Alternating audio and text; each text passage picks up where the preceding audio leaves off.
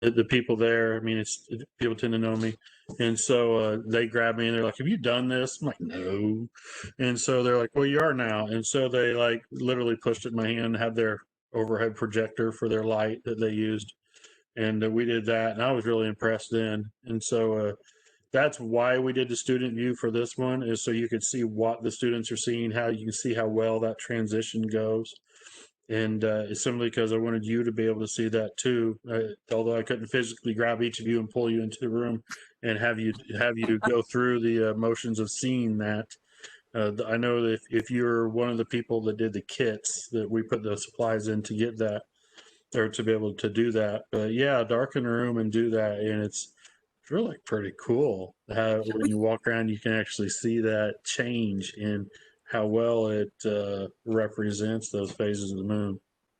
I was going to say, even here at Purdue, every semester we have a group that'll go through, and it's one of their classes, like intro classes to Earth Space Science, I think, and we'll see the dark lab, and all the students have these in front of them, and they'll have a lamp without a lampshade, and they're all spinning circles, so they're just holding it in front of them, right? And then they're moving their bodies. Yeah, yeah. There's it's teachers do it differently. I've seen them do where all the students walk in a circle around it and stuff like that. But yeah, it's I like to keep the lamp in one spot, have them start with their back to the lamp, then everyone turn. So it's that it seems to be less traffic. Mm-hmm. But Sarah, what do you say about this one? So we had with the student view where they could see that and actually see it themselves and hold that themselves. We created a card sort that you are welcome to use if you'd like. Oh gosh, here. I'm gonna get out of this and I'll move on. We have links to this in one of the very first slides. Oh, there we go. It's going to force you to make a copy of it. Basically, this is just, it's a Google drawing. And we have pictures from NASA site of the different phases of the moon. And the kids are going to be able to drag and drop these tiles to put them in order. So once they've been studying, maybe they've kept a moon journal for a while, this could be used as an assessment piece. It could be used as a homework. It could be used as an in-class, drag and drop thing. But we're going to have the students match these up. So we know, new moon. And then we have our waxing crescent. And they're able to just, and then they can, if maybe they get confused and they put one in the wrong spot, and then it's easy just to click and drag this next one. But you're going to assign this. I know this was a question when we were talking about this. Well, how do you make sure every kid gets a copy? Well, a lot of the learning management system tools that we've tried, you're able to make sure, hit that button that every student gets their own copy and they're able to do this. And then we even have a copy of the key as well, where that way you can just, it's a quick, you can check it super quick. But we just thought that was kind of a fun thing. Just to have, maybe you'll need that at some point. And then you can pair this with, if you haven't seen the NASA resource for the Moon Observation Journal, we have that link as well. And this is just a downloadable PDF with the blanks. And that way the kids can go out and they can put their date and the time that they're observing it. And, if they aren't able to see it, they write that in.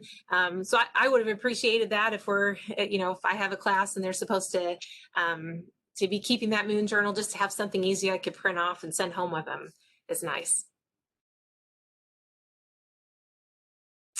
And then I saw some comments about, I think that's an awesome idea to connect Moon Journal with tides.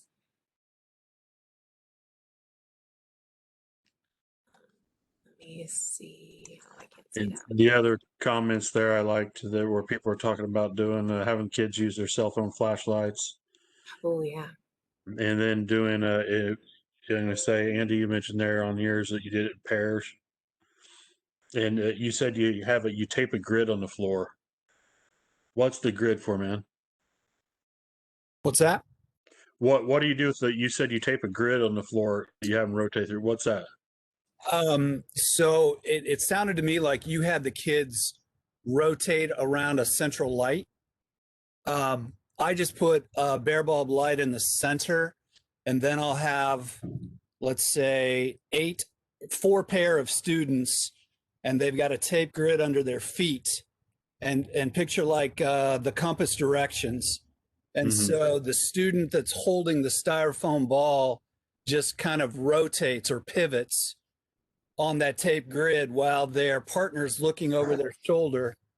And then you can have those kids doing that while you've got your other kids doing something different in another part of the room. Yeah, I have them in that one spot and just rotating around. Yeah. But the one thing I've seen with it, for my part, is you do have to be careful with the height of the light. And I think I mentioned that in the video, because otherwise they have an eclipse every time they get to both sides. So we got to make sure that they understand. And so that it's so easy to hit misconceptions. And so we got to make sure we head those up. Sure. I like that. I like that with the grid and having a section where you're going to have the kids. I think that's kind of easier to plan out than what you have going on in other places in the room as well. So that's a good idea.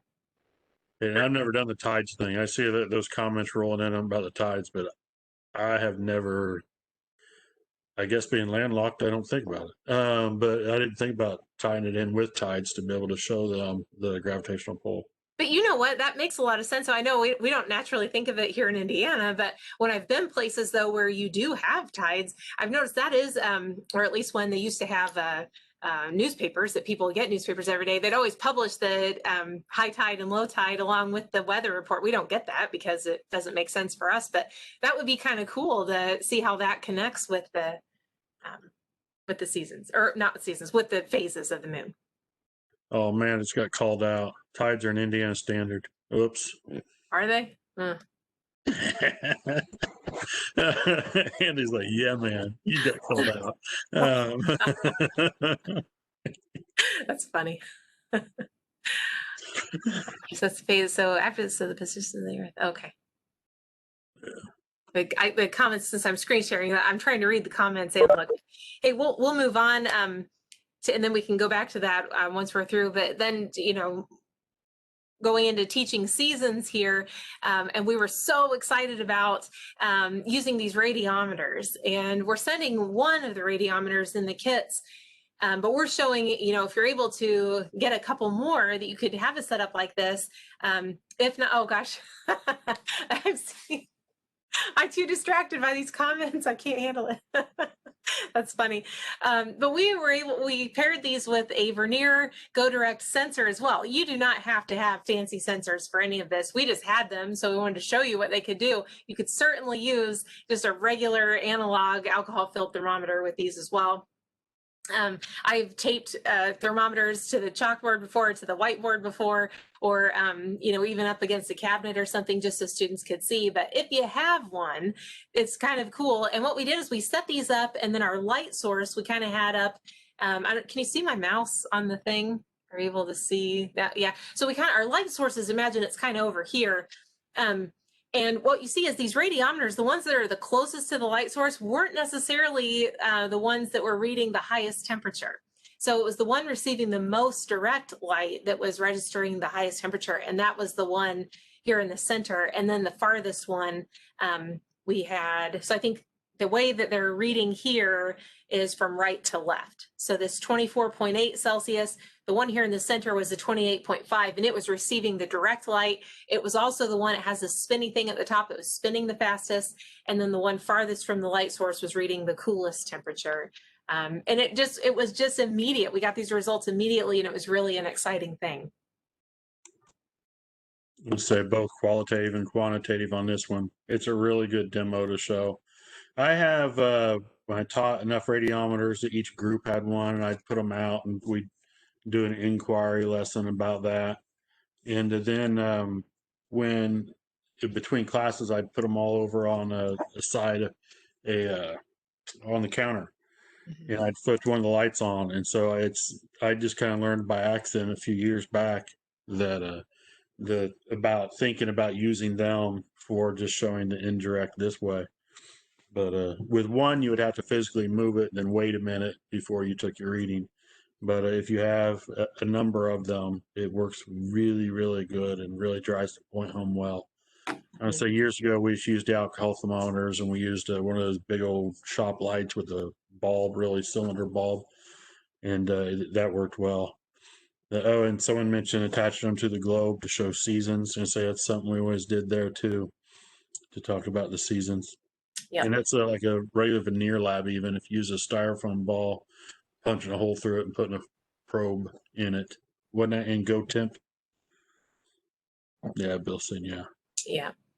And yeah, to the question that just came through, sorry about your technical difficulties. And yes, we will have links to these presentations and then later to the live session as well that you can go back and watch if you'd like to, all in that Google Doc that Bill had sent. So just always check back at that doc. We'll be updating that with the links and everything as well.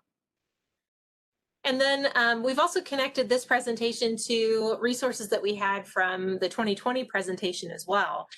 We did, again, you can see our slightly different setup with the radiometers. We have our video there and making that model. We did the moon in a cup. Oh, sorry, you weren't quite there yet. But oh yeah, the moon in the cups one we did with students, and that was okay. I think originally, I don't know, 5 or 6 years ago, I found it on Pinterest, and I went to the classroom and kind of tested it out, and it was okay. Wasn't the greatest thing in the world, but you could very well see and have the students rotate that and make those as basically there was a study mechanism for the students, and so that was kind of fun. This with the resources on this, the bad astronomy. That's one that some of my grad students gave me when I reached out saying, "Hey, we're doing astronomy lesson a couple years ago," and they liked that one, and so we included that, and that was pretty cool. The misconceptions. Yeah, I mean, it was if I remember right, that wasn't the most dynamic website in the world, but it did a great job of explaining some of the misconceptions, and so those I thought were pretty decent resources. Is that the end of the road here? I think that's what we got. I told you I didn't have a ton for this one. The big one was just the straightforward using those radiometers and using the styrofoam ball is the big 2 activities that can't exactly do them all in one class period, but I think they work well. Let's see a radiometer.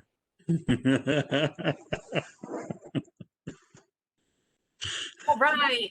Yay. I see it now too. Cool. Favorite student.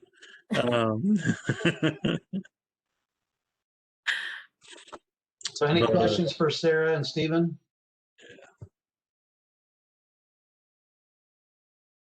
Either put them in the chat or you can even unmute yourself if you have a question you want to ask. But the radiometers, don't be afraid to use those. I mean, yeah, if they lose vacuum, they break. But someone mentioned they ordered more on Amazon. That is such a great tool, visual. And when the inquiry thing I mentioned with those, what I will do is like when they're on, when they're at one of the specials, which you guys, sorry, upper elementary here, specials, but so you'd have to do it between class. Set one at each table and told the kids they're not allowed to touch them, but we need to figure out how to maybe make them work. Is how I usually start with that, and I'll have a thing of flashlights and stuff in the corner, and we'll discuss and brainstorm ideas that we can do to make those move. And most kids have not seen them. Every once in a while, I'll have a student come in. Oh, hey, I have one of these. I'm like, hey, don't give it away, okay? Go along with it. And they do a great job. I haven't had anybody just blurt it out, really, in the couple of dozen times I've taught with them. But I love teaching with these. The students are always amazed with them, and they always have a lot of questions and come up with great ideas. And it's such a good visual. As you saw in the video, we shined that floodlight on there, and the one in the middle getting that direct light was spinning the fastest. And then we did support that by using thermometers, and we gave veneer thermometers to a lot of people. Those aren't too expensive. I really like those little wireless thermometers that we have with veneer, because we can use those. I mean, you can use them with your phone, you can use them with your iPad, you can use them with your even a lot of laptops and Chromebooks. And so those are very versatile, and you can pair those, so students can pair those up each one with a different device and stuff. So you could have one for each group is ideal. But in this case, as a demo, it wasn't bad. It was a lot of fun. Just to kind of build on what you're saying, Stephen, I love using the radiometers with the students because they all think that they're light bulbs if they've never seen them before. Yeah. And they all want to know, where do I plug it in? Well, how can I make it go if I don't plug it in? And all the dozens of questions that you get generated initially from that is so fun. And then to see, they're so amazed when they see how it works. And it's just so much fun to use with them. And just for everybody's knowledge, the wireless, the Go Direct temperature probes are about $69. So that kind of gives you an idea. Yeah.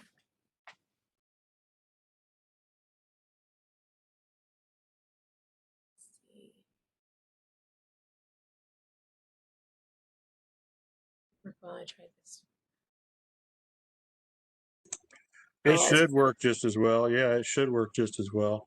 Now it's some of the different brands build them slightly differently. I know my first radiometer I got back in, shortly after Galileo did a presentation at the university.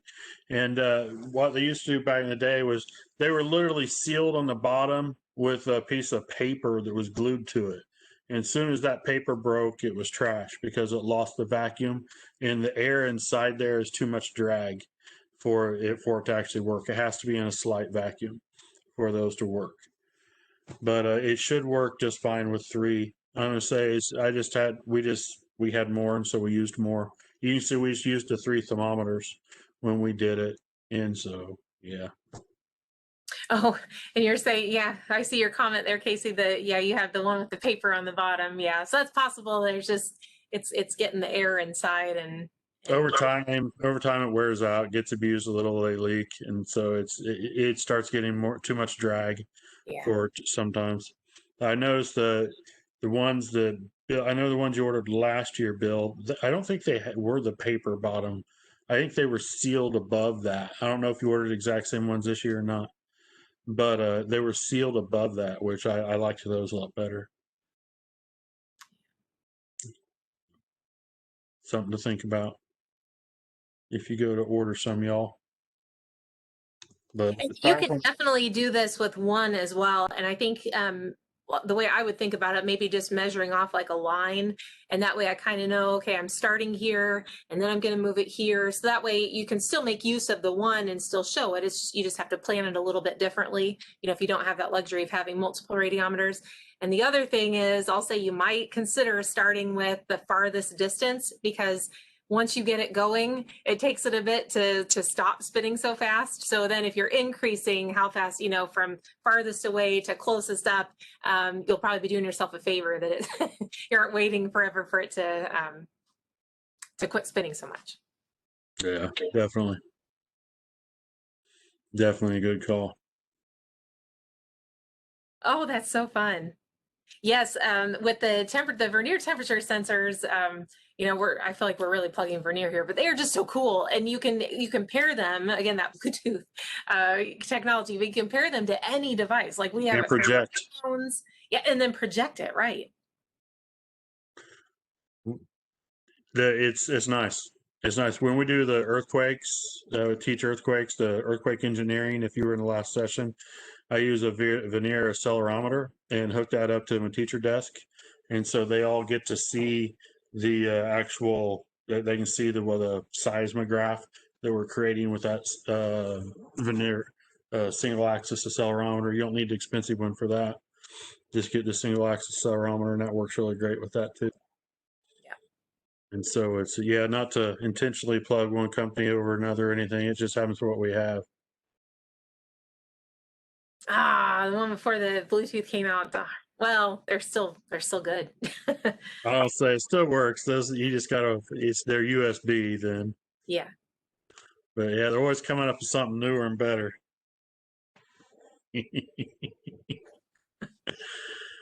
But yeah, the old ones work fine. It's just not as awesome, convenient, and all that stuff. So, but these I think these make really great visuals. Oh, perfect. Yeah. Yeah, and if you have any questions about any of the supplies, so we had a comment come through about the supply box. I think, Bill, are we providing all the things that we had included and links to where we purchased those? Yes, everybody here who did not get in on the paid part should have received a link that had all the supplies and even the link. So it had a link. It had a list of all the supplies and a link for every supply that we bought.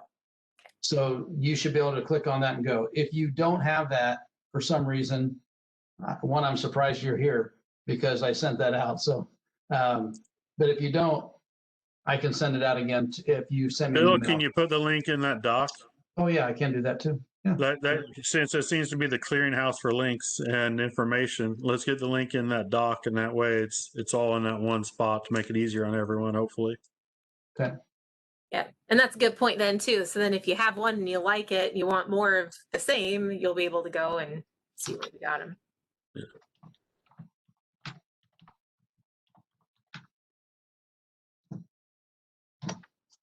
But it's I will say it's administrators, when you have a purpose and a plan. Like I say, this goes back to the grant workshop. You'll have to go through superhero science to hear that one.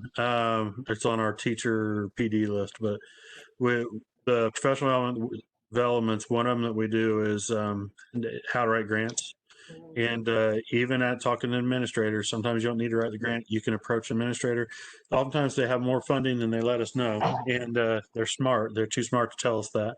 And so, but if you go to them with a plan and explain, not that, oh, I really need this wireless thermometers for one for each because it'll be really cool for the kids.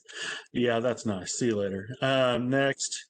But if you're explaining how it's going to meet those educational needs of the students and integrate today's technology so my students can be more STEM adept, although I think I mispronounced that word, it's that, then you can get their attention.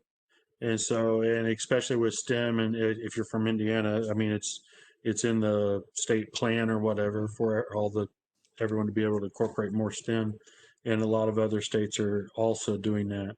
And so if you are going to administrate or asking for some sort of supply like this, then make sure you have your plan and you explain how it will help the students better better be prepared for the world and understanding technology and integrating STEM into your curriculum, or help the students better be able to visualize and understand the phenomena that's going on so that they will have a better understanding of the science itself. And so it's run that route rather than saying, hey, this is really cool. Purdue showed me. So can we get these? Which I would think if you just dropped our names and said, hey, they'd be like, oh, if they said you need it, they'd just write you the check. But some people, they don't. Yeah. Andy would if he's administrator. Yeah.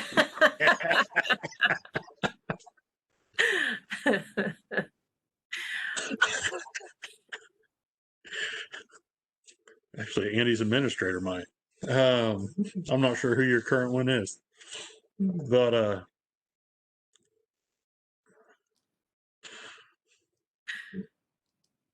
yeah, I know if you have one of the Vernier ones, and really even if you have the USB tool or the temperature probe that connects with the USB, and so maybe you're using Logger Pro or something, or the Bluetooth is using a program called Graphical Analysis, but they all have the tool for the graph prediction. So if you bring up the graph and then even having the kids plan out, okay, we know what it's done to this point, where do you think it's going to do? And you can pause that data collection, draw it out, and then start it up again and see, do I match what I predicted with that? And that's so powerful, I think, for kids to be able to analyze those trends and see what they think might be happening then from this point on. So it's just I feel like they think of everything, and it's really fun to see. They've done a good job listening to the educators in their feedback. I'll give them that. I think it's what set them above some of the other companies that we worked with in the past, is they've done a better job incorporating things that we educators have asked for. Yeah. Not that I'm endorsing any particular company. That's right. But Sarah does have a picture of herself and the Vernier owners on the wall. I got to meet Christine Vernier. She's awesome. I never met like a celebrity before, and I kind of freaked out. I like didn't know what to say. I feel like I feel like I'm having a hot flash now just thinking about it. Like it was so cool to see to meet Christine Vernier. So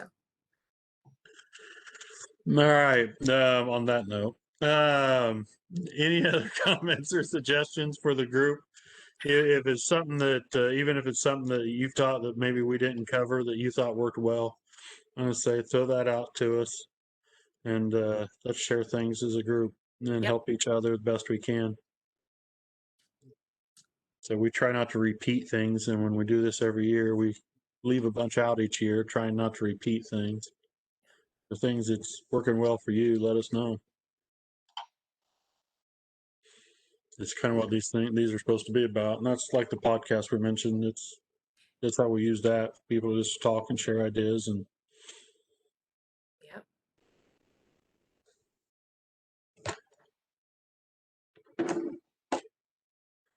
never overly serious.